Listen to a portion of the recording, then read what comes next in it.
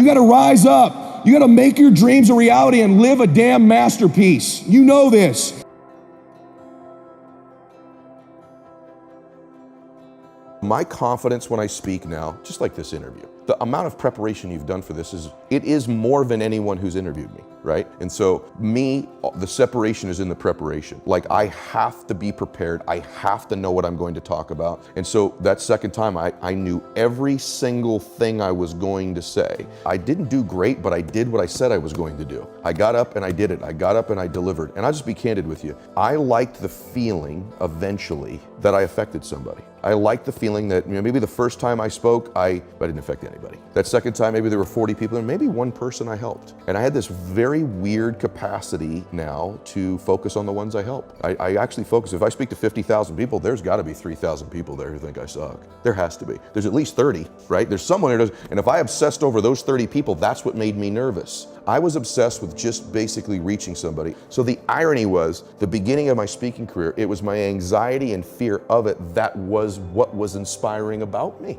Not the words I said. Over time, I think the words became more inspiring, but I found what was inspiring about me.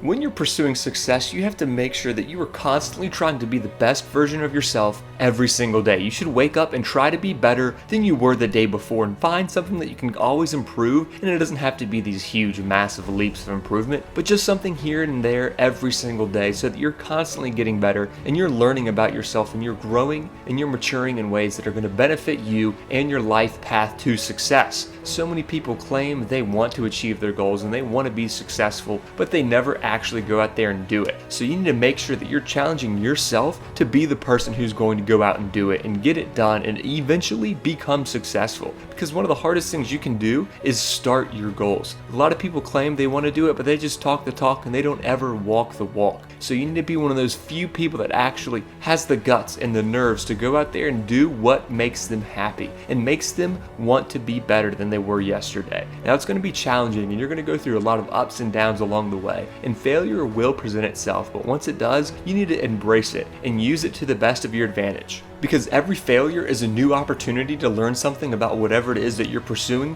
and to learn about yourself and how you will attack the next goal after a failure with such tenacity. When you come from a dysfunctional family or an abusive family, your eyes are a little different. You have these eyes. I don't know how to explain it, but when you just know, people know what I'm talking about right now. And these boys all had those eyes. So did I. I had them. And I learned in that moment, like, my whole life's been happening for me, not to me. All my dad's drinking, all the anxiety as a little boy, all this stuff prepared me for this moment. In fact, if my dad didn't drink, he wouldn't have been at the AA meeting, he wouldn't have got me the job. And if I didn't grow up with my dad the way he was, I couldn't connect with these boys the way I did. And my life changed from being this athlete who was super driven by ego and winning, and you're the greatest, and you're the best, and you're gonna be famous. All of a sudden, my life was about helping these boys, contributing, loving them, believing them. And it's ironic, I'm 48 years old next month, and I've spent my whole business life doing nothing but that. Loving people, believing them, coaching them, mentoring them, teaching them how to live better. God sent me in that group home with those beautiful boys to prep me for business. So I'm the one dude I know, when I finally went into my business life after McKinley, I could tell you honestly, I did not go in to make millions of dollars. I literally have always tried to be in a business where I could help someone, contribute, believe in them, loving them, and the monetization piece always came after. You can identify what someone's 2 or 3 natural gifts are, and they're things they know intuitively to be true about themselves, and you link that gift to them achieving, you've built a leader. So if I said to you, it's your natural heart to serve people, brother. It's your unbelievable ability to communicate. It's your mom and her background in your ear that whole time supporting you, giving. You link, that's what you're gonna change the world. And you go, I do have a great mom. I do have a heart to serve. I do have a big spirit. And you link that to them, boom. Because here's the truth in life. Those of you that are listening, on one hand, if you're lucky, probably there's 1 or 2 fingers, you can count the person who that when you were a little boy or a little girl made you feel special, knew you were special. Remember them? Just picture their face right now. You know exactly what I'm talking about. Maybe it's your mother or a coach or your grandpa or an uncle or an auntie. And that's the one when you were a little boy or girl, they made you feel special. They knew you were different. They knew you were unique. They saw your blessings. They saw your gifts. Maybe you got one in your life. And when you picture their face, whether they've passed away or still living, you get emotional. You can picture the times they made you feel that way, can't you?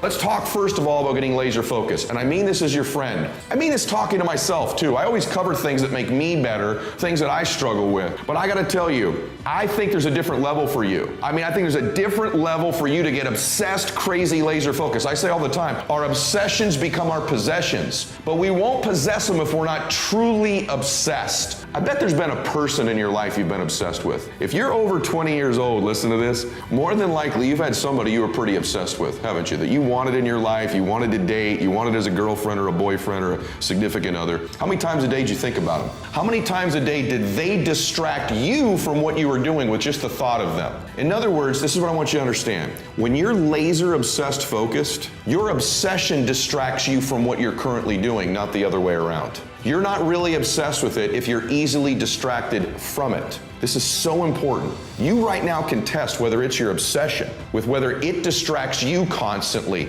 The first thing you think of when you wake up, last thing before you go to bed. When you have a big laugh, it comes up. When you cry, it comes up. When you're watching TV, it comes up. When you're doing your regular job, but it's your side hustle, it comes up. You can't stop thinking about it. It distracts you from the rest of your life. That's what an obsession does. When it's not really your obsession, the rest of your life distracts you from it. And so the it in your life is so important. But there's all these things that distract us today. I'm gonna give you a recommendation. Turn your damn TV off. Turn the radio off most of the time. Turn your phone off a lot too. Thank you all so much for watching this video. If you haven't already, please go ahead and like the video. Go ahead and subscribe to the channel if you're new, and let us know what you thought down in the comments section down below.